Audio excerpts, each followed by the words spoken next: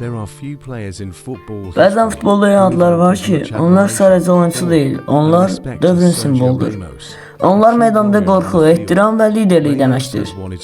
Bugün Story Life seriyasının sənin bir əfsanənin həyatını aparıram. Bugünkü futbolçumuz Sergio Ramos'dur.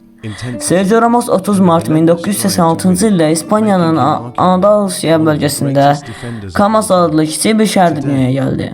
Onun ailəsi zəhmətkeş idi. Futbola sevgisi isə uşaq yaşlarından bəlli idi. Ramos üçün futbol sadəcə oyun deyildi. Bu xarakter məsələsi idi. O futbola Sevilla Akademiyasında başladı. Gənc yaşlarından meydanda aqressivliyi, cəsarəti və qorxmazlığı ilə seçildi. Müdafiəçi olmasına baxmayaraq hücuma çıxmaqdan çəkinmirdi. Bu onun gələcək taleyinin ilk işarəsi idi. 2004-cü ildə Sevilla əsas komandasında debüt etdi. Cəmi bir il sonra isə dünyanın futbolunun nəhəng Real Madrid onun istedadını gördü. 2005-ci il Sergio Ramos üçün həyatının dönüş nöqtəsi idi. Cəmi 19 yaşında Real Madrid formasını geyindi. O dövrdə çoxları şübhə etdi. Bu qədər gənc oyunçu bu ağırlığı daşıya biləcəkmi? Cavabı zaman verdi. Ramos Real Madriddə ilk illərini sağ cinah müdafiəçisi kimi keçirdi. Sürətli idi, sərt idi, risk almağı sevirdi. Amma onun əsl gücü mərkəz müdafiəyə keçdikdən sonra ortaya çıxdı. Zamanla o sadəcə müdafiəçi yox, lider oldu. Səssiz lideri yox, meydanı titrədən lider. Sergio Ramos Real Madrid tarixinin ən dramatik anlarının mərkəzinə çevrildi. Xüsusilə 2014-cü il Çempionlar Liqası finalı. 90-3-cü dəqiqədə Real Madridin məğlub olmaq üzrə idi və Sergio Ramos. Onun baş zərbəsi sadəcə qol deyildi. O qol bir tarixi dəyişdi.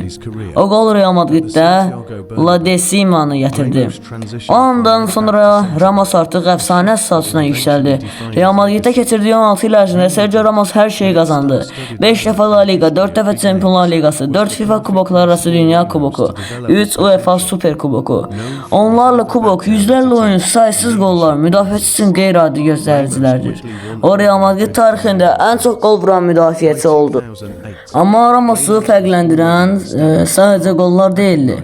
Onu fərqləndirən ruh idi. Əlbəttə Sergio Ramos həmişə mübahisəli fiqur olub. Qırmızı kartlar, sərt müdaxilələr, psixoloji oyunlar.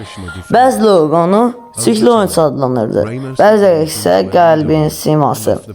Amma bir həqiqət dəyişməz qaldı. Sergio Ramos meydanda uduzmağı qəbul etmirdi. O məğlubiyyəti sevmirdi. O geri addım atmırdı. O son saniyəyə qədər dəyişirdi. Milli komandada da Ramos başqa bir hekayə yazdı. İspaniya formasında 100-180-dən çox oyun keçirdi. 2008 və 2012 Avropa çempionu, 2010 dünya çempionu, o dövrün İspaniyası tarix yazırdı və Ramos bu tarixin üstünlarından biridir. Puyol, Xavi, Iniesta ilə birlikdə bir nəsli zirvəyə daşıdı. 2021-ci ildə Real Madrid ilə yollara ayrıldı. Bu ayrılıq asan olmadı. Həm klub, həm də Ramos emosional bir vida idi. Sonra PSG macerası başladı. Parisdə çətinliklər yaşadı, zədələr onu yordu. Amma Ramos yenə təslim olmadı. Çünki onun xarakteri buna imkan vermədi. Və illər sonra o yenidən başladığı yerə qayıtdı. Sevilla. Bu bir dövrün bağlanması idi. Bu futbolun romantik tərəfi idi. Bugün Sergio Ramos sadəcə futbolçu deyil, bir dövrün simvoludur. O liderliyin, cəsarətin və mübarizənin adıdır. Onun hekayəsi bizə bir şey xatırladır. İstedad səni başlanğıca aparar, amma xarakter səni zirvədə saxlayar. Bu Sergio Ramos'un hekayəsi idi. Bir döyüşçünün, bir liderin, bir əfsanənin hekayəsi.